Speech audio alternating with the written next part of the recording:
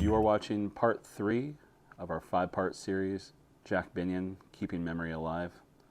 My name is Jesse Fullen. I'm the community manager at PokerNews, and it was an amazing experience getting to sit with Jack and hear his favorite stories and memories. If you've missed part 1 and 2, I beg you, please go back and listen to those first. Great stories and everything. Jack is so important to poker, being the president of Binion's Horseshoe in the 1970s and being the creator of the World Series of poker. I hope that you enjoy these stories and sit back for part 3 of our 5-part series, Jack Binion, Keeping Memory Alive. I love how the 80s start with Stu Unger, the kid. Yes. 1980 and 81, you've got Treetop Strauss in 82, Tom McAvoy, the first satellite winner. Oh my gosh, and this ends with Johnny Chan and Phil Hellmuth and Bill Smith. The 80s are a great decade as poker's growing. Probably, and I was talking to Doyle at lunch about the most unique poker player there was Strauss. Yeah. Because Strauss, his mind worked so quick and he was so clever. And he had a great sense of humor, had a good personality, but he had all kinds of tricks. Now, the trouble with Strauss is he loved to play so much that he stayed broke all the time. And he bet sports. Okay, yeah. And he was the first guy I ever saw that they'd put up an over and under on every player. Now, we got all these proposition bets that people can bet. He would have guys make him a line and he would bet it. Jeez. And he just bet all the time. Yeah. So he would be playing and listening on a transistor radio to the baseball games and all that kind of stuff. Mm-hmm. So he would just go all the time. And here's how, I will tell you a story. It doesn't have anything to do really with poker, but it shows how Strauss thought. Strauss was a pretty big bookmaker around Houston. Okay. But he was always running low, and nobody realized because he was a high player. He bet real high, but he was always very thin in the bankroll department. Mm-hmm. So his best customer was from Lafayette, Louisiana, and the guy called up and said, "Listen, I'm gonna be over there Tuesday morning. Come get the money. I'm gonna come get the money you owe me." He said, "Well, okay." So now he doesn't have the money. Of course, right. But after the Monday Night Football, he could go out and he'd be able to collect and everything. By Tuesday night, he would have the money, but he was not going to have the money when the guy showed up. So he says, "Oh, what am I going to do?" And this is, the point of this story is how clever Strauss was. And he looks over, and there was a friend of his that had gone to work for an insurance company that had kind of a plain Ford sedan. And a guy, dressed in a kind of a plain suit that wasn't anything extra. And he says, "Okay." So he called the guy up and he says, "Listen, I'll wait out underneath the porte-cochere of whatever hotel, and I'll come get you. I'll bring the money." But he knew that the guy would be able to see him coming up the way. Mm-hmm. So he's coming up with a sack, carrying this sack, headed for the guy, and about a block and a half away, a car comes up, stops the car, the guys get out, they throw Strauss up against the wall, he throws him in the car and drive off. So now in a day or two he has the money, and he calls up, and he says, "You're not going to believe what happened to me." The guy says, "Don't say a word. I saw the whole thing." And the guy shut it. The guy didn't come to get the money for another 2 weeks or something. But it shows how quick Strauss would think. Right. Another trick he would have, he'd have a hand that maybe had a club in it and say a deuce, and there's a couple of deuces on the board or something. Okay. Or there'll be a deuce, and the guy would be getting ready to call him. He says, "Listen, like he didn't notice the guy get, for $25, I'll let you look at one of my cards. You can pick out whichever one you want. Now, one of them, if he turned it over, it looked like he's got a club flush, and the other one, it looks like he made some other kind of hand. Mm-hmm. So, but they weren't connected. Right. And he did this a couple of times. In fact, he did to a doctor there, was a good customer of ours, a local doctor. And it embarrassed the guy so much he quit playing poker. Oh, good Lord. Yeah. But it shows how fast Yeah.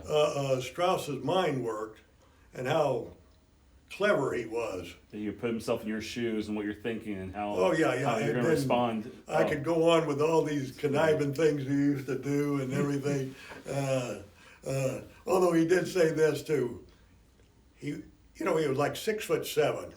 Yeah. Although he Giant. said he had a vertical jump about this high. But so he went to work, he went to school on a scholarship, I think somewhere in southwest Louisiana or something. Mm-hmm. And they had a lot of those places down there had books, the drink joints and everything. Mm-hmm. And Strauss came up with the idea that he went one night and he turned off the lights for about 5 minutes and he turned them back on. So the clock was 5 minutes slow. Now he's in college, and he says he went in the next day and he's testing it. He bet a loser. The guy took the money and everything, but he set it up. He did it one more time. Then the next time, here he comes, and when he come in to bet the winner, the guy says, "I'm sorry, son. That race is already over with." Wow. So the guy knew what it is. He The knew guy what had he was already knocked it off. He just took it. He took his money before. Yeah. It was out ahead of Strauss. Oh, that's But great. it shows how Strauss, even as a He's teenager, was Trying to think conniving. of it. Yeah, absolutely. Yeah. Oh. Do you think his chip in the chair story has any of his conniving side A to little it? bit conniving. A little bit of it to it? Yeah. Believe me, he knew what the hell he was doing. So I think so. He knew that chip was there. He knew. I think so. Sure, he Oh did. man, that's great. Yeah, no. Strauss. Okay, but that's typical Strauss. How about satellites? When the first Okay. Eric Drake came up with the satellite idea, right. and it just turned out to be obviously a super Successful addition. Yeah, it just made a lot of difference.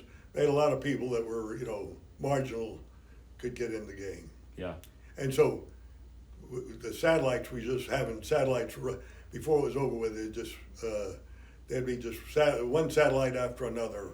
It really got to be a big thing. Yeah.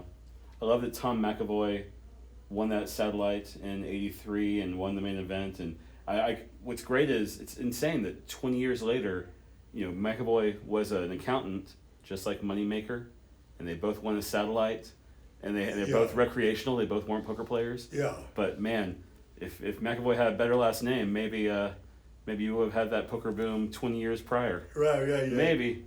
How about Johnny Chan when he won in '87 and '88? Any good memories? Johnny Chan was a very good poker player. Yeah, people don't realize, but Johnny Chan made a lot of money over in Macau. He was the first. They started playing poker over there, when it got opened up, and they didn't really enjoy playing with the poker players from the United States because they knew they were pretty good and everything. Johnny Chan, I don't know if he was born. I think he was born in China. In fact, he told me that he was born in an area pretty near Guangzhou, and they had their own dialect. There were a jillion dialects in China. Yes, sir. That's how Mandarin came in, kind of to make it one because you still have Cantonese, you have Shanghainese, you have all these different things. And actually, he was a cook at the Fremont. Really? Oh, I didn't know A that. Chinese cook at the Fremont, That's great. and just a kid, Yeah. and just a clever guy, but he made a lot of money in Macau. Gosh, I bumped into him this year at the Hall of Fame bounty event, and I found out we went to the same high school. We both, Really? Yeah, Johnny Chan and Yeah, I. he was from Houston. Right, we both went to Lamar High School in Houston, and I mean, for me, it was just so cool because. No, he was from Houston. I forgot that. Yeah. And he came out here, but Johnny Chan was a very smart guy, smarter guy than people gave him credit for. Yeah. From 1979 to 83, the field doubles in size to triple digits for the first time. What do you think? Was it satellites? What do you think caused that? I would have to say probably. Well, number one, it got well known. You know, let's face it. When we opened this thing, we just sent out invitations. We didn't, we didn't advertise a poker tournament or anything. You know? Right. And so it got to be known. In other words, it had been on TV and everything. And what really made poker was two things. The horseshoe started and the poker tournament started and everything. But really the difference was the camera and internet poker. Yes, sir. Mike Sexton talked, the people from Party Poker came to him and said, we want to do this. They actually came to Chip first. Oh, really? And Chip says, I'm not interested, but Mike was from his hometown. They had known each other always. Mm-hmm. He said, see Mike. And Mike actually went to India and they wrote the program for Party Poker. World Poker Tour was going to do their first tournament over TV and everything with the satellite, with the thing. And he talked those people in. He said, buy every ad you can from Friday that was on TV that Friday and Saturday. And by Sunday, Party Poker could not handle all the players, people that wanted to put their money up to start playing poker. And that's what. And if you really notice, that was the atomic bomb. That's when it exploded. When it comes to, like you said, you didn't market too much, but in my opinion, you did. You had Elvis Alberts come out and take photographs. You had in the early '80s, you started making these World Series of Poker magazines. You had the computer game. You had clothing. What part did you play in all that? Well, it was so small. Look, at the old Horseshoe, it wasn't that so big that, and I was really involved. I was really working hard. I worked 7 days a week. Yes, sir. One time I went a year and a half without a day off. So, and even then I just had to get my wisdom teeth cut out. But when we first took over the Horseshoe, I was, wanted to make sure it was a success, but almost more than anything else, fear of failure made me work really hard. Sure. So it was just a natural involvement of, selling merchandise, just do what everybody else does in all these different games. Yeah. But it still wasn't, look, let's face it, it's just hard to imagine how many people worldwide plays poker. Yeah. And before, none of them played that.